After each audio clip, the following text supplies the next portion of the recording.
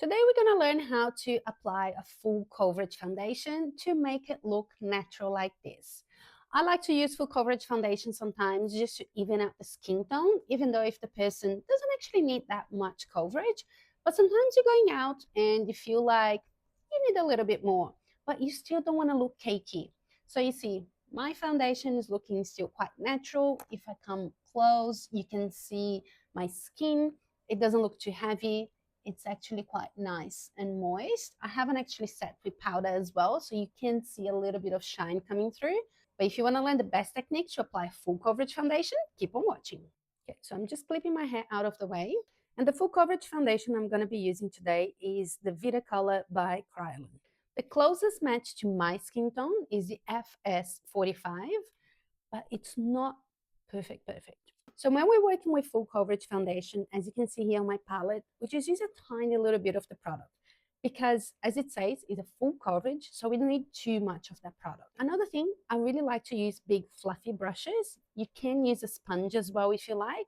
I might do half of my face with a sponge so you can see the difference. Another thing to consider as well, even though this is a full coverage foundation, I've done a little bit of color correcting before just to even out a little bit of the pigmentation on my skin. I find that in winter, because I don't expose myself to the sun, I do tend to show off a lot more pigmentation than I do in summer. My skin, for some reason, just looks a lot more even when I get a little bit of a tan. So getting my big fluffy brush, and I'm just getting a little bit of the product. You see, we get a bit, and I'm just going to scrape the excess out. You can see how much I'm actually using. And because I've done a little bit of color correction before, I'm going to use a stippling motion to apply the foundation. So that means that, again, it's a super full coverage foundation. We don't need too much product.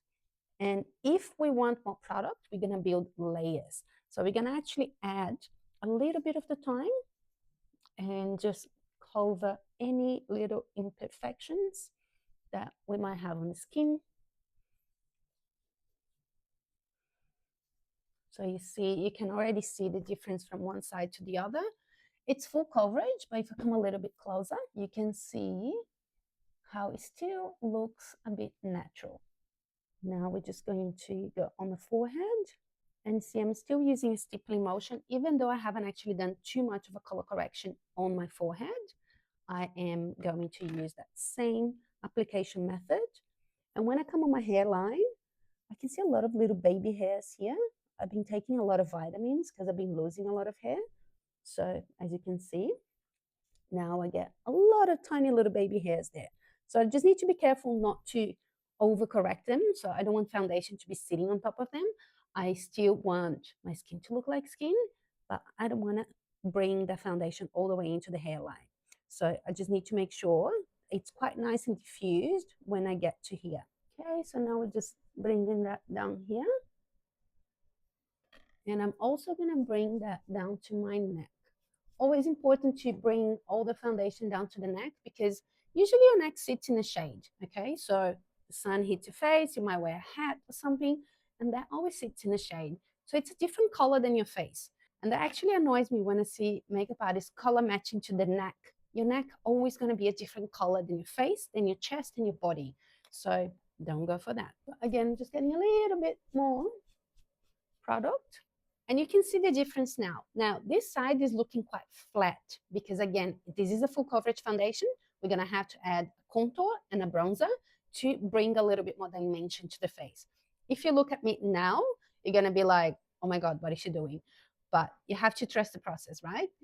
It's very flat, I know, and it looks slightly lighter than this side as well. But that's because I do have a lot of pigmentation on my skin at the moment. If I look at my chest is quite light compared to my face. So I have a lot of redness as well. And again, I'm wearing a high neck, so I don't actually need to color correct this, but I need to make sure my neck is exactly the same color. Now, you can see how much of the product I actually used. Remembering this is a full coverage foundation, you don't need too much product. I think that's where a lot of people go wrong. They feel like, oh, I need 2 pumps of that product. You actually don't. You just need a little bit and you build the intensity as you need. If there's any areas on your face that has a little bit more pigmentation and you want to really cover that, then you can do a second layer of foundation just on top where the pigmentation is. You don't actually have to do the whole face. And that's where I feel a lot of people go wrong, because then it ends up looking cakey, heavy. I have a full coverage foundation, but it still looks quite natural. If you look close, it's quite natural.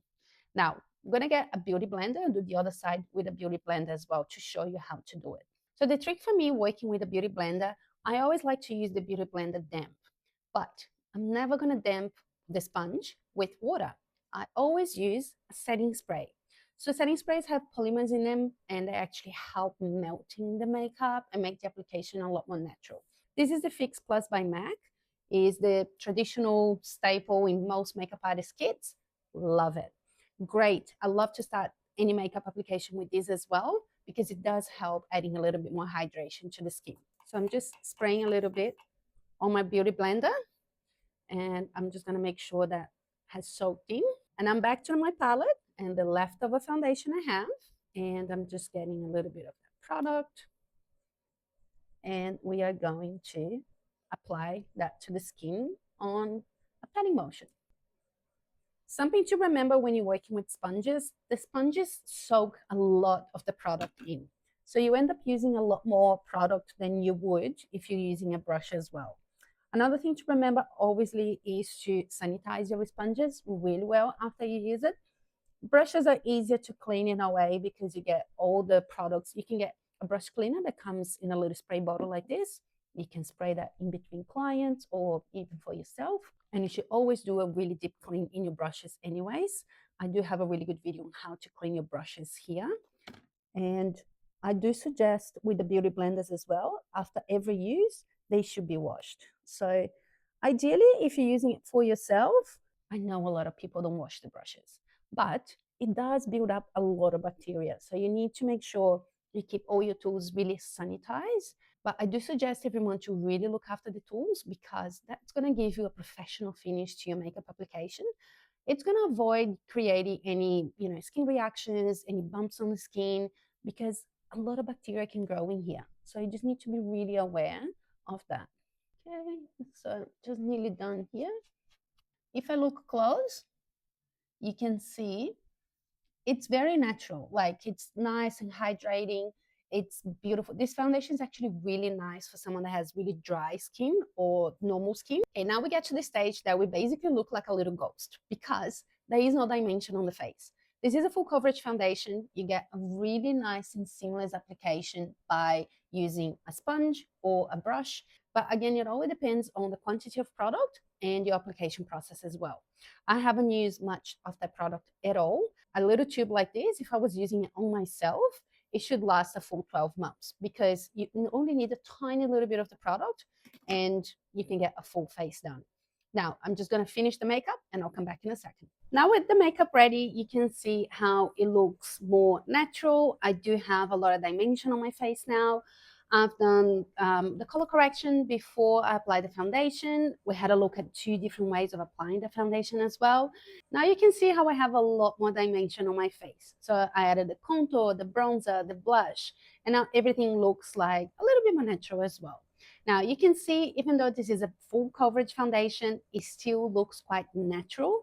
I don't like doing cakey makeup, so that's why I really try my best to make the makeup always look as natural as possible and ensure everything looks nice and flawless. So always remember, when you're using a full coverage foundation, everything comes down to quantity of product and the technique of application as well. If you like this tutorial and you want to learn a little bit more about makeup, subscribe to my channel.